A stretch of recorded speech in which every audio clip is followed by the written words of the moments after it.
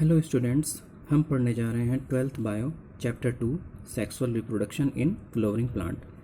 पिछले चैप्टर में हमने रिप्रोडक्शन इन ऑर्गन्स के बारे में पढ़ा था, उनके रिप्रोडक्टिव स्ट्रक्चर के बारे में पढ़ा था।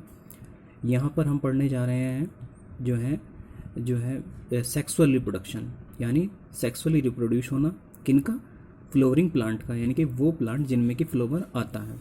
तो इस तरह से हम इस चैप्टर में आगे बढ़ते हैं। हमने यहाँ पर डायग्राम बनाया है आपके लिए, ये फ्लावर का डायग्राम है। इस डायग्राम को जो है आपने पहले भी देखा होगा। इसमें जो है सबसे बीच वाले पार्ट से स्टार्ट करते हैं। ये जो पार्ट दिखाई दे रहा है इसको स्टिग्मा कहते हैं, और दूसरा पार्ट है इसके पीछे जो इसको स्टाइल कहा जाता है, और सबसे नीचे जो ये फूला हुआ भाग होता है जो ये बिल्कुल इसके बेस में जो है इसको ओवरी कहते हैं।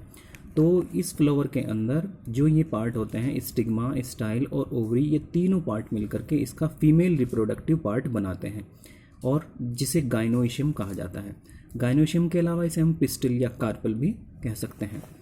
अब हम इसके बाद चलते हैं इसके मेल पार्ट पर। मेल पार्ट जो होता है इसका, ये जो स्ट्रक्चर देख रहे हैं आप, ये तो एंथर कही जाती है, और इसके पीछे धागे जैसी स्ट्रक्चर जो है जो इसको कहा जाता है फिलामेंट। तो एंथर और फिलामेंट दोनों मिलकर के फ्लावर का मेन पार्ट बनाते हैं या मेल रिप्रोडक्टिव पार्ट बनाते हैं, जिसे कहा जाता है एंड्रोइशियम। एंड्रोइशियम या फिर इसको हम स्टेमन भी कह सकते हैं।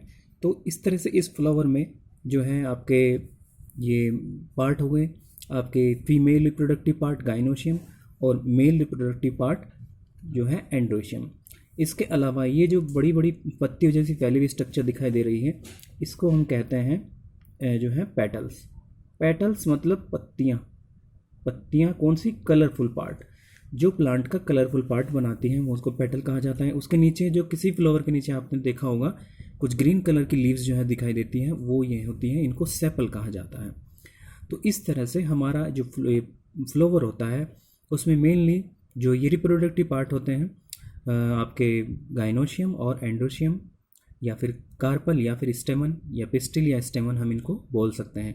इन्हीं के थ्रू किसी भी प्लांट में जो फ्लावर होता है उसमें जो है इन पार्ट की वजह से उसमें रिप्रोडक्शन होता है। रिप्रोडक्शन के थ्रू फ्लावर उगता है और उसके बाद जो होता है फर्टिलाइजेशन और एक फ्रूट जो है उसमें निर्माण होता है। तो हम इसमें आगे चलते हैं। To a biologist flower are morphological and embryological marvels and site of sexual reproduction. Biologist क्या समझते हैं कि फ्लावर जो होता है वो मॉर्फोलॉजिकली, अगर उसके एक्सटर्नल स्ट्रक्चर को देखा जाए तो, या फिर एम्ब्रियोलॉजिकल देखा जाए तो वो क्या करता है, ये साइट है फ्लावर। किस साइट, कौन सी साइट है, कौन सी जगह है? सेक्सुअल रिप्रोडक्शन की जगह होती है। अब हम इसमें चलते हैं नेक्स्ट स्टेप पर, pre fertilisation structure and events. यानी किसी भी प्लांट में प्री फर्टिलाइजेशन स्ट्रक्चर क्या होती हैं और इवेंट्स या क्या घटनाएं उसके अंदर होती हैं। तो फर्स्ट पॉइंट से स्टार्ट करते हैं। Much before the actual flower is seen on a plant, the decision that plant is going to flower has taken place.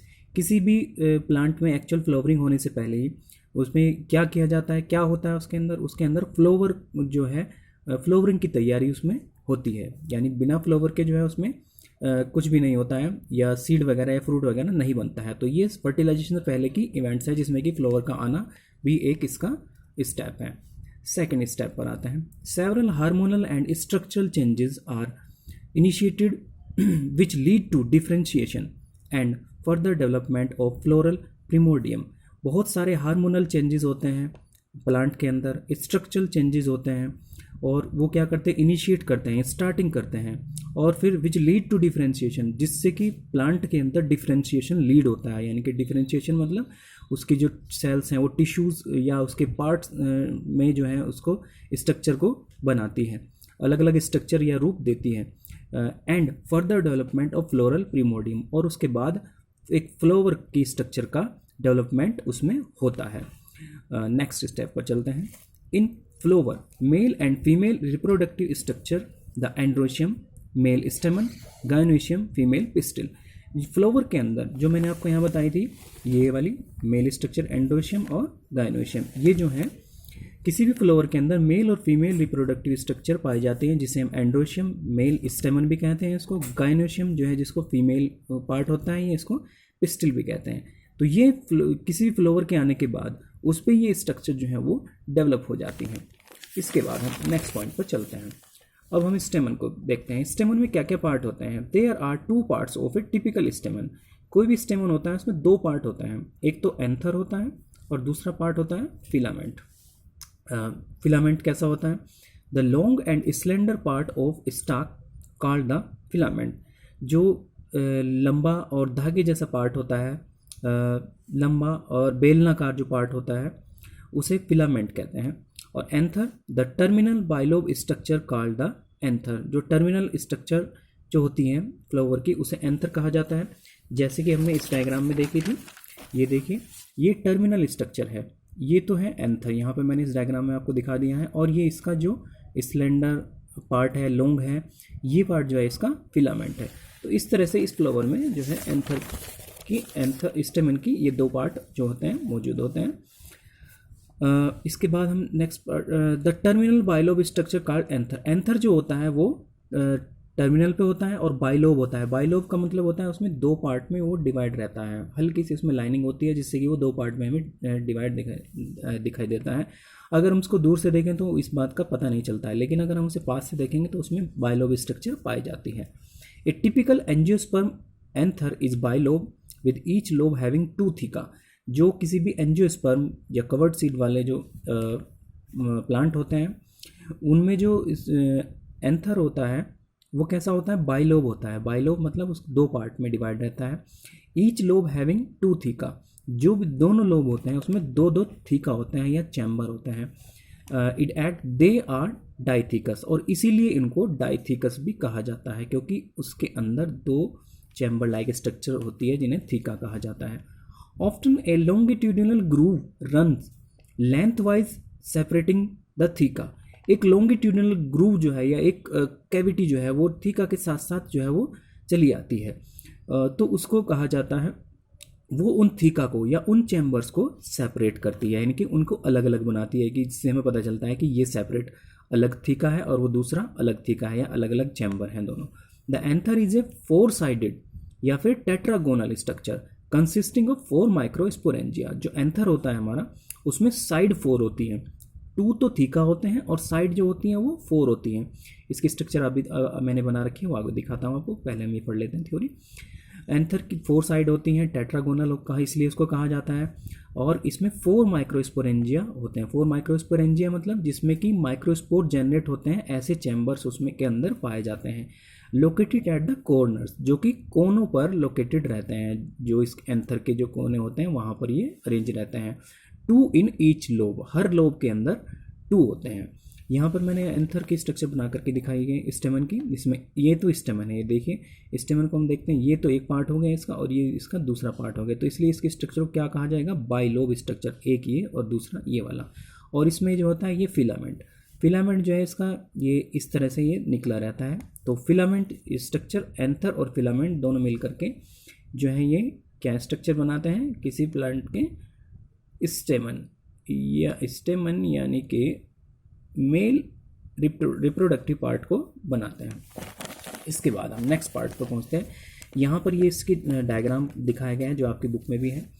इस डायग्राम में ये जो है ये हमारा एंथर है, इसको दिखाया गया है पूरी तरह से। इसमें देखिए इसको पोलन सैक भी कहते हैं, ये है हमारा पोलन सैक। पोलन सैक यानी कि जिसके अंदर पोलन ग्रेन्स जो हैं वो रहते हैं, दानेदार स्ट्रक्चर जो है पोलन ग्रेन्स जो है वो दिखाई गई है।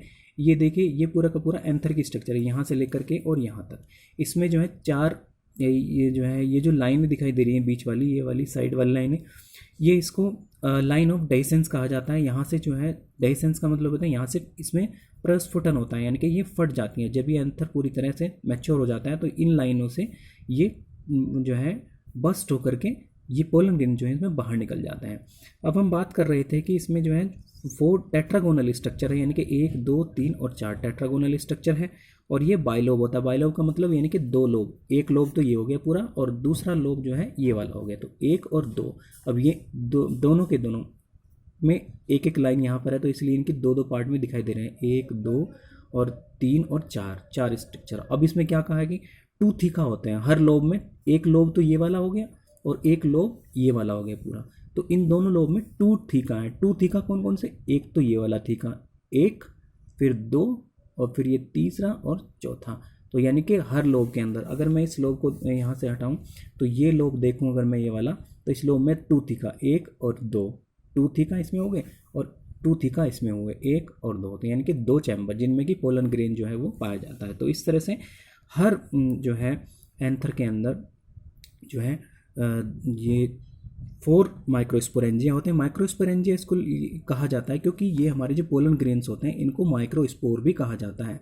और माइक्रोस्पोरेंजिया का मतलब है कि जो वो स्ट्रक्चर जिसके अंदर पोलन ग्रेन या माइक्रोस्पोर्स जो है ये जो रखे हुए हैं, पोलन ग्रेन माइक्रोस्पोर जो रखे हुए हैं, माइक्रोस्पोरेंजिया यानी कि ऐसे चैम्बर के अंदर रखे हुए हैं जिसे माइक्रोस्पोरेंजिया कहा जाता है। और ये जो स्ट्रक्चर है ये इसका फिलामेंट या स्टाक है जो इसको एंथर को जो है जिस पे ये टिका रहता है या रुका रहता है। यहाँ पर ये फिगर है, ये आपको बनानी है, जो भी फिगर मैं बता रहा हूँ आपको अपने कॉपी में से साथ के साथ बनाते रहना है। 3 dimensional cut section of an anther, ये एक एंथर का 3 डायमेंशनल कट सेक्शन है जो बताता है पोलन सेक्स क्या होते हैं, पोलन ग्रेन क्या होते हैं, लाइन ऑफ डेहिसेंस क्या होती है और स्टाक इन स्ट्रक्चर के बारे में इसको डिफाइन किया गया है। The microsporangia further develop and become pollen sacs, जो माइक्रोस्पोरेंजिया होता है उसमें जब आगे डेवलपमेंट होता है तो वो पोलन सैक बन जाता है। पोलन सैक कौन सा, ये पोलन सैक्स यानी कि पोलन चैम्बर जिसमें कि पोलन ग्रेन जो है वो अरेंज रहते हैं। They extend longitudinally all through the length of an anther and are packed, और ये जो है एक्सटेंड लॉन्गिट्यूडिनली एक्सटेंड हो जाते हैं और सारे के सारे लंबाई में जब ये बढ़ते चले जाते हैं एंथर के साथ साथ और ये पैक हो जाते हैं। तो इस तरह से जैसे कि यहाँ पर ये लंबाई में बढ़ता चला गया पूरा का पूरा, ये लंबाई यहाँ से लेकर के यहाँ तक की लंबाई, ये यहाँ से लेकर के यहाँ तक की लेंथ जो है लेंथ वाइज जो है ये बढ़ते चले जाते हैं और ये पैक रहते हैं और इनके अंदर पोलन ग्रेन जो है वो अरेंज रहते हैं। तो स्टूडेंट्स हम जो है आज हमने स्ट्रक्चर फ्लावर की स्ट्रक्चर पढ़ी। इस फ्लावर की स्ट्रक्चर को आप ध्यान से डायग्राम जो है इसका बनाने की प्रैक्टिस करेंगे क्योंकि डायग्राम से बचना नहीं है। और इसमें जितने भी फ्लावर के मेल पार्ट और फीमेल पार्ट्स हैं, स्टेमन, फिलामेंट, एंथर और आपके इनके जो अदर नाम भी हैं, जो दूसरे नाम भी है वो भी आपको लर्न करने होंगे, जैसे कि आपका एंड्रोशियम, गाइनोशियम जो है इस तरह के नामों को, एपिस्टिल, कार्पल, इन सब नाम जो है ये आपको याद करने होंगे, नहीं तो हम बहुत कंफ्यूज होते हैं। आगे जो क्वेश्चंस आते हैं इन स्ट्रक्चर के बारे में बहुत पूछा जाता है, पोलन सेक्स क्या होता है, पोलन ग्रेन्स क्या होता है, या माइक्रोस्पोर क्या होते हैं, माइक्रोस्पोरेंजिया क्या होते हैं। तो यहाँ तक तो हमने स्ट्रक्चर ऑफ ए फ्लावर, उसके रिप्रोडक्टिव पार्ट और मेल रिप्रोडक्टिव पार्ट की जो है स्ट्रक्चर और उनके अंदर जो पोलन ग्रेन्स जो है या पोलन सेक्स और ये माइक्रोस्पोरेंजिया, इन सब स्ट्रक्चर के बारे में यहाँ पर पढ़ा। आगे हम माइक्रोस्पोरेंजिया को जो है जो ये हमने यहाँ तक पढ़ा है माइक्रोस्पोरेंजिया, उसको और ज़्यादा डिटेल में स्टडी करेंगे। तो तब तक के लिए आप ये नोट्स जो हैं अपने तैयार करें। Thank you.